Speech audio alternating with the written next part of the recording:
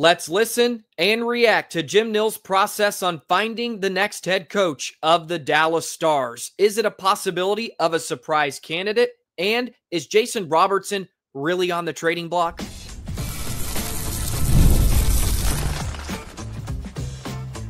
You're Locked On Stars, your daily podcast on the Dallas Stars. Part of the Locked On Podcast Network, your team every day.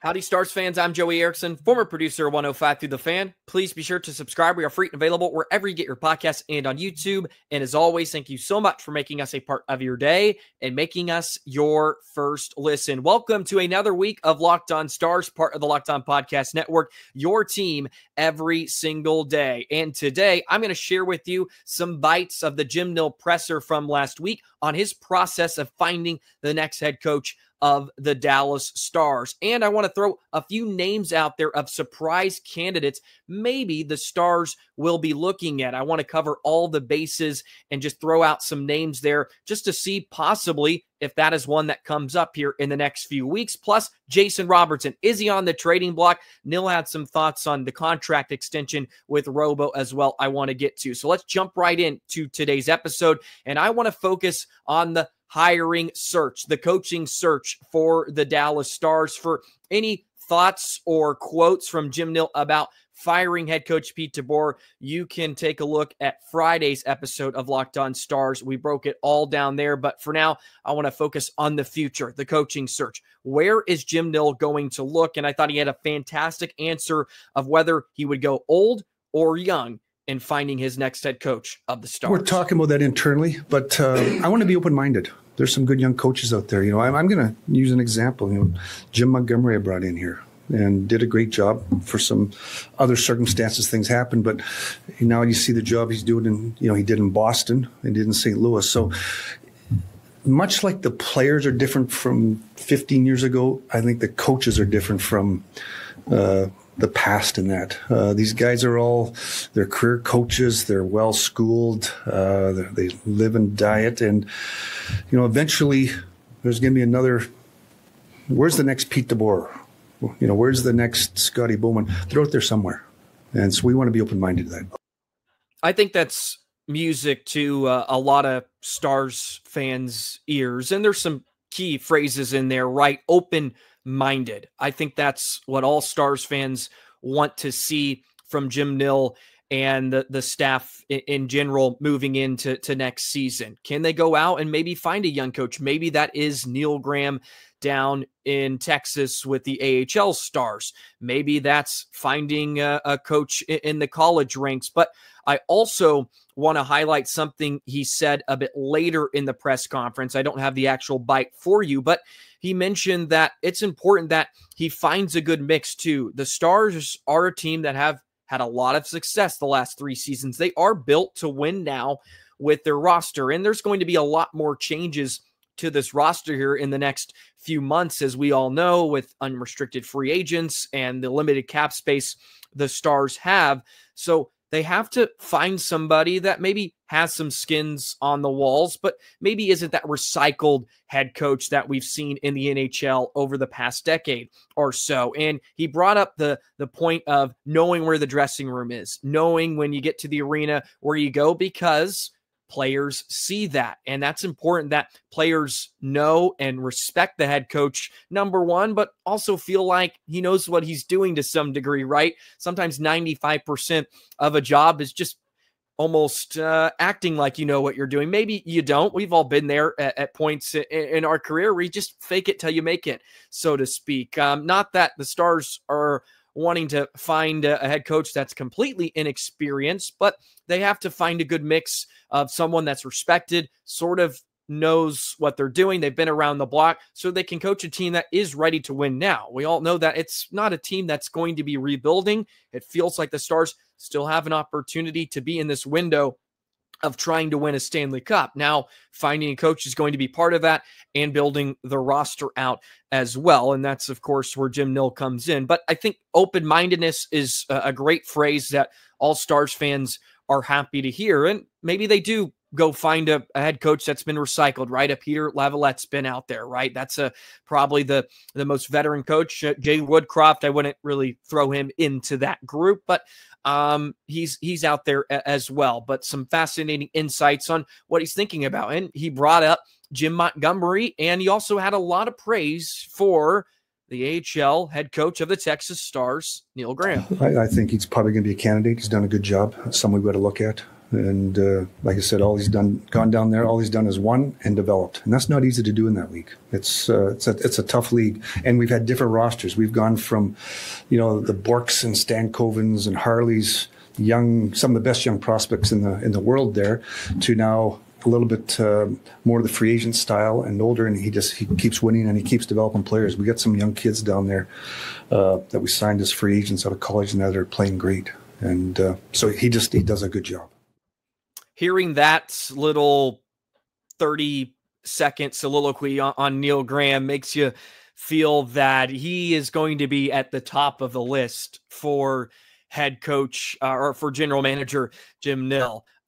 Just a lot of praise for Neil Graham, and rightfully so. As I'm recording this currently, the Texas Stars are actually up 2-1 right now in Game 6 against the Canucks. They're trying to force a Game 7 after being down 3-1 in the Western Conference Final of the Calder Cup playoffs. There's a little bit of a tangent for you, but they're trying to force a Game 7 to get to the final. But a lot of praise there for Neil Graham. He's had 5 winning seasons as the head coach down in Texas, and Jim Nill highlighted it, right? He's developing and winning. And I mention his name too because he has experience with some of the Dallas Stars, right? Like Thomas Harley, Maverick Bourque, Jake Ottinger. So there is some continuity there. And just hearing the way Jim Nill spoke about him, it feels like he's going to be at the top of the list, probably within, I would say, a short list of candidates. He's probably within the top 3 for this Dallas Stars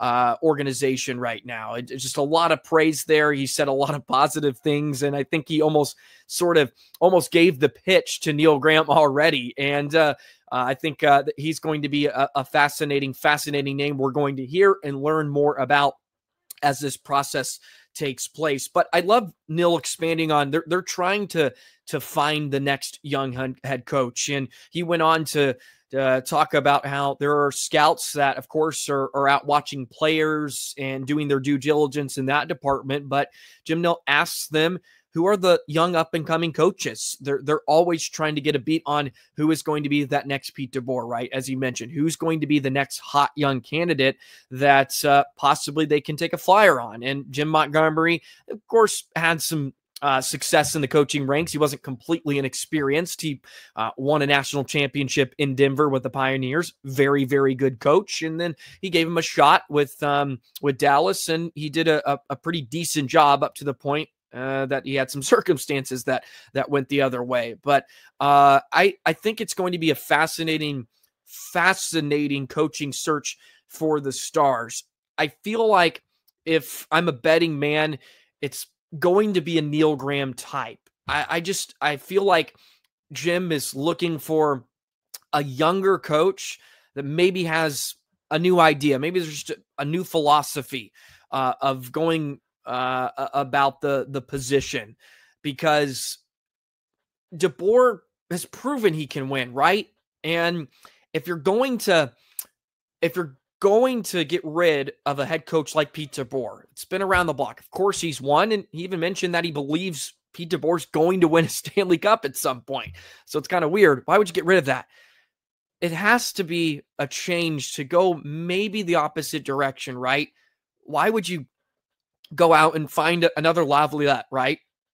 Maybe even a Woodcroft. Maybe Woodcroft is in that conversation. Why would you go that route if you have a guy like DeBoer that's already proven he can do it with your roster? And I know at the end of the day, he didn't reach the ultimate goal. It just feels like maybe he is going to go to that Monty type of head coach, somebody that's young. And maybe we're overthinking it, and it's just Neil Graham should be the candidate. He should be the leader in the clubhouse for the Dallas Stars, right? And maybe he is in a lot of ways. We just heard how Jim Nill feels about what Neil has done down in the AHL with Texas. So a lot of conversations and a lot more news I'm sure we're going to hear. And I'm really, really fascinated with how the Stars are going to go about this coaching search and who eventually they land on. But there's a lot of interesting names. There's just so many we could throw out there. That's why in this next segment,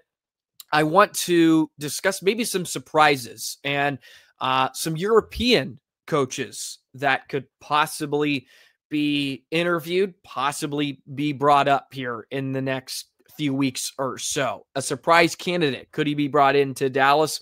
I want to touch on a few of those in just a moment. Today's episode of Locked On Stars is brought to you by Monarch Money. Ever check your bank account and wonder, where did all my money go? Between dining out, online shopping, and entertainment, it's easy to lose track. That's where Monarch Money comes in. Your personal CFO, giving you full visibility and control over your finances. Monarch Money isn't just a budgeting app. It's a complete financial command center. You can track all your accounts, investments, and spending in one place, so you stop just managing your money. You can start building wealth. Monarch allows you to budget smarter and save more. When you get Monarch, you'll learn, I'm spending so much eating out. I'm spending so much on food delivery, other sources of entertainment. When you just need this all-in-one convenience of Monarch, it helps you save. You can track your spending, check your finances, and plan your long-term goals, whether for yourself or with a partner. It makes it so easy to track shared and personal accounts, set goals, and try to stay on the same page without the stress. Take control of your finances with Monarch Money.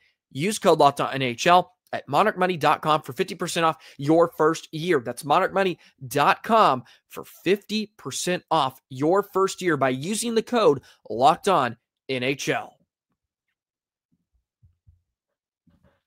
So the reason I wanted to throw a few names out there as possible surprises is because he was asked, Jim Nill was asked during the press conference, and I believe this was Leah of the Dallas Morning News, who's a great follow, by the way, on X. You can follow her.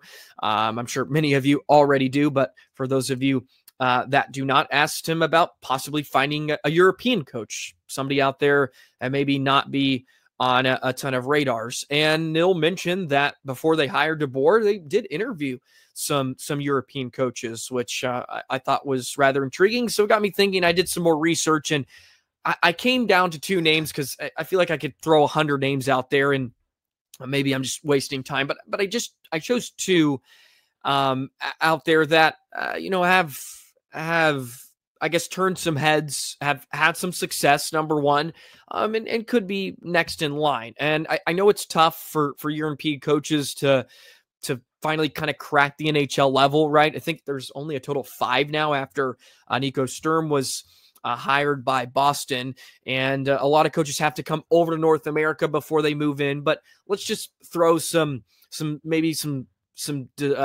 head coaches that are low on the totem pole, or their odds wouldn't be the highest. So I came to this one, number one. I guess this would be my number one candidate.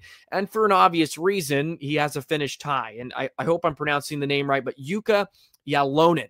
He was the head coach of the Finnish national team for over a decade. He also was a coach of the Finland U20 team. He actually has experience coaching Mikko Rantanen, Roope Hintz, Arttu Huru as well, who's down in Texas, Joel Kiviranta, believe it or not. And I guess if you're a head coach for Finland, you're going to run into a lot of Stars players at some point with the amount they bring in. But he's also now the coach of the Italy national team. He's trying to kind of rebuild that. So maybe his end goal is not become an NHL head coach, but I wanted to throw his name out there because he's won a gold at the Olympics. He's won a world championship 3 times and a world junior championship in 2016 with Finland. So a lot of success in Finland. We all know the connection, right? That's why I figured I would throw his name out there. He also was a head coach of Jokerit, the KHL team that, of course, Esa Lindell is a part owner in. So there's an even more of a tie there between the Dallas Stars and Jukka Jalonen. So he's a name I wanted to throw out there. He was actually just named the head head coach of Italy. And there's a great article on NHL.com about his goal to try to turn Italy around and do it without a ton of NHL talent, right? And he mentions team chemistry, team spirit. That's the key. And of course, that has bred a ton of success and talent out of the country of Finland. But Jalonen's a name I wanted to throw out there to maybe just have a name in the back of your mind as a possibility, and maybe he gets brought up, maybe he doesn't. But that's a name that, of course, there's an obvious connection with Team Finland, and Dallas has some history with some Stars players like Rantanen and Roope Hintz. I'm sure he's come in contact with some others like Miro Heiskanen, Esa Lindell, even throughout his time as a head coach with Finland, which actually dates back to all the way to 2007. So a lot of skins on the wall there in the international game. Another name I wanted to throw out there, and I guess this is the heated rival of Finland, but Sweden. And this is a coach that is young, but has turned some heads. Young, he's 45, so it's not crazy, but I guess for head coaching turns. But Sam Hallam, I hope I'm saying that right, is two. But he was the head coach for Sweden during the NHL Four Nations tournament. And he was the coach of Växjö in the Swedish Hockey League. He took over mid-season back in 2012, and he surprised a lot of people kind of jumping on the scene. And now he's been a head coach at the international level for the last 3 seasons or so. Not a ton of crossover, of course, with other Dallas Stars, so to speak, but he was named the head coach by Team Sweden back in 22-23. He was a Swedish Hockey League champion, coach of the year back in 2016, and has a couple of world championship bronze medals over the last couple years as well. So Sam Hallam was another name I wanted to throw out there as a possible surprise we could see for the Dallas Stars, just because Nil did mention he did interview some European coaches. So there's a few names: Jukka Jalonen and Sam Hallam is possibly an older coach too, like Jalonen, and then you have a more new and up and coming head coach like Hallam with Team Sweden. So wanted to throw those out there. Going to be fascinating what other names could possibly be brought up. I've talked about Peter Laviolette a bit. I don't think he would be a huge surprise, although I think he's had a lot of success kind of taking over for new teams in first years, sort of like DeBoer's had some success in his first year in a new place. It'll just be rather intriguing who the Dallas Stars are going to look at, but maybe there's a surprise out there that we're not thinking of. But I feel like the leader in the clubhouse has to be a Neil Graham of the Texas Stars. Just seems like he has good rapport with Jim Nill, and Jim did mention he was going down there to watch the playoff game last week. I wouldn't be surprised or shocked if he's there tonight on this Sunday when I'm recording this. So those are just a couple names I wanted to throw out there.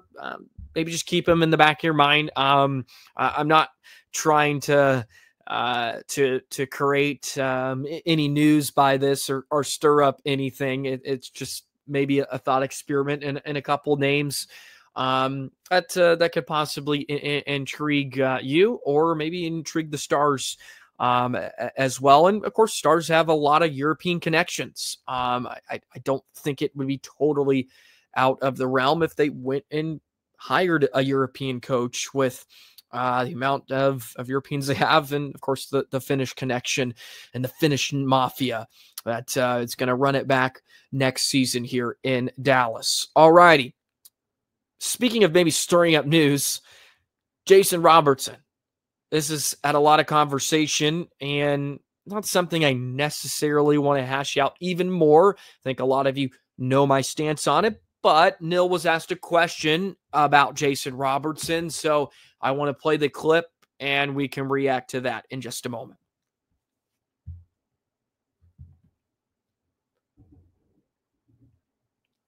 So I think many of you know, who have been tuning into the show the last couple of days or so. I don't really see the connection or really, I guess, see the merit in a Jason Robertson being traded. But I think you also have to deal in reality. How many players are really bulletproof or fully safe from being traded in the NHL outside of maybe a dozen? You know, you got the McDavids of the world and, of course, the Leon Draisaitl's.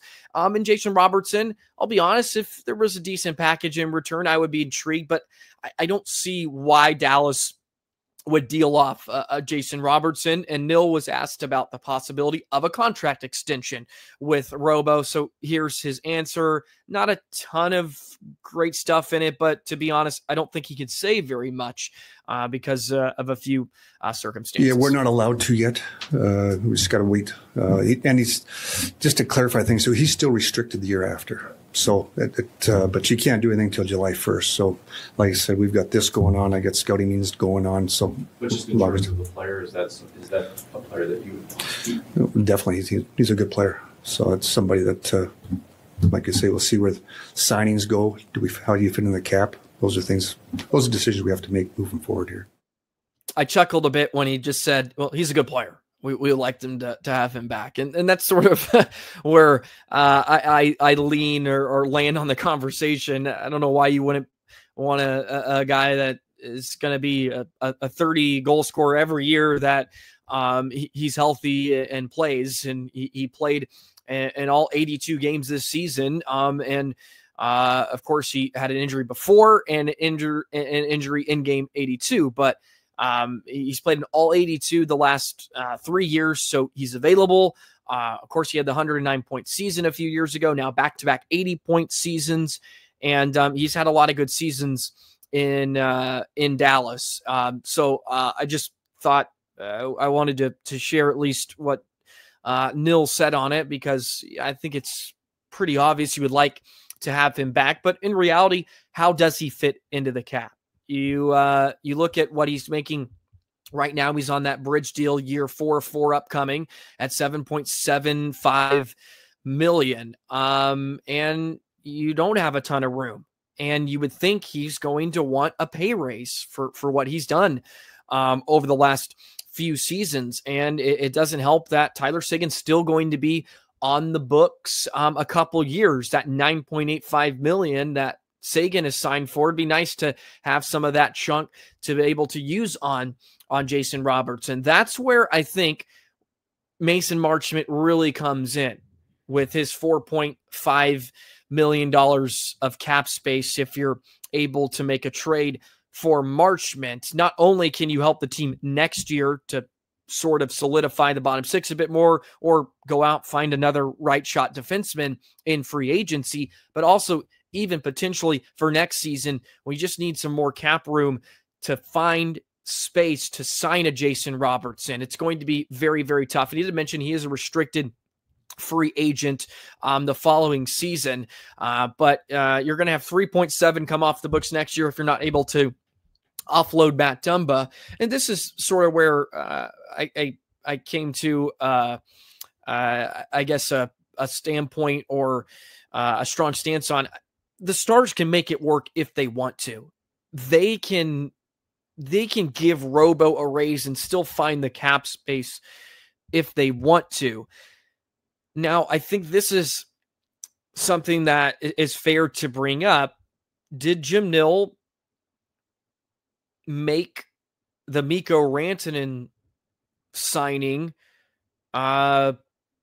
because he believed he's not going to re-sign Jason Robertson at a certain number, right? Or give him a hefty payday? Is he only going to pay one or the other? I think that's where it comes in, because are you going to be able to pay Robo north of $10 million? Because I think a lot of people would say he's worth it, but can you pay him that and still build a Stanley Cup level roster around those two pieces? Now, that's a tough question. Start paying guys, $10, $12 million each. You get sort of a Toronto situation where it can become really hard to fill out that roster and make it competitive. It's one of the things that has made the Stars so darn good the last few seasons is, I mean, they were paying Tyler and Jamie Benn hefty sums of money, but in today's cap era, it's not a ton. They should have been more competitive in the primes of Jamie Benn and Tyler Seguin than they were. Unfortunately, they're more competitive with a Tyler Seguin that's 32 and coming off multiple injuries, and Jamie Benn, who was 33. They weren't competitive enough during their primes. Well, now they're kind of opposite, and you're having a bunch of these different players head into their primes. And you have to factor in, okay, are you only going to pay Mikko Rantanen? Was that your thought process for the next 8 years? And you're sacrificing keeping Jason Robertson, because I think you would take that trade-off in a lot of ways.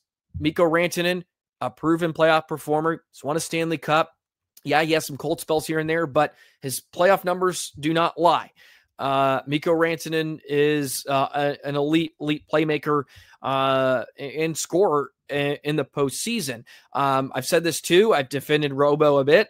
His playoff numbers aren't atrocious by any means, but there's a pretty large gap between him and Mikko. And maybe if you're Jim Nill, you think I would rather have Mikko for the next 8 years, and I can use, let's say $7.75 million that comes off the books for Robo, and other aspects. Maybe you can use it to find some other deals or find some other players that are a bit cheaper, and can help this team get over the hump. Although, let's be fair too, Robo has shown up in the last couple of Western Conference Finals more than some other players on the roster. So it's going to be a really tough decision. But I am curious if Jim Nill made the Mikko Rantanen trade with the thought process, thinking down the line, I'm not going to be able to afford Jason Robertson.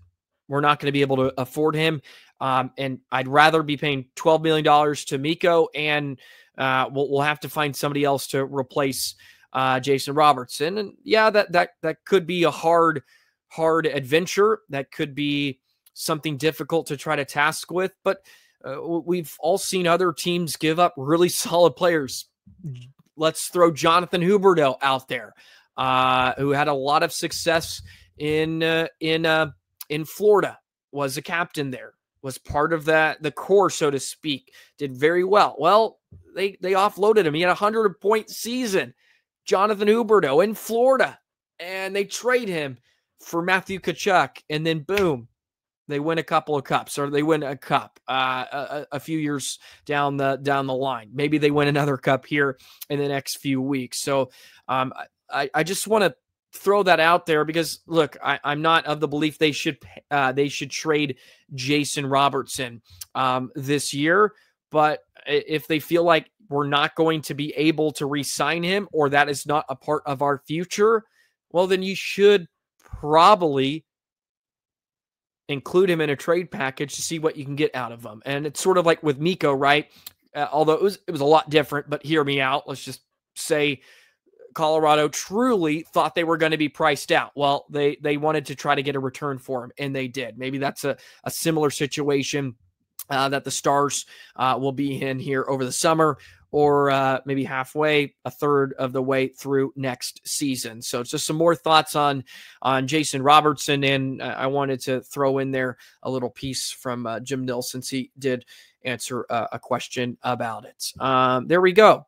I was a bit all over the place in today's episode, but a lot of thoughts, just trying to throw them out there onto earth. And I appreciate all of you for listening each and every day to Locked On Stars, part of the Locked On Podcast Network, your team every single day. Please be sure to like, comment, let me know how you're feeling about the coaching search for Dallas. Who do you want them to hire?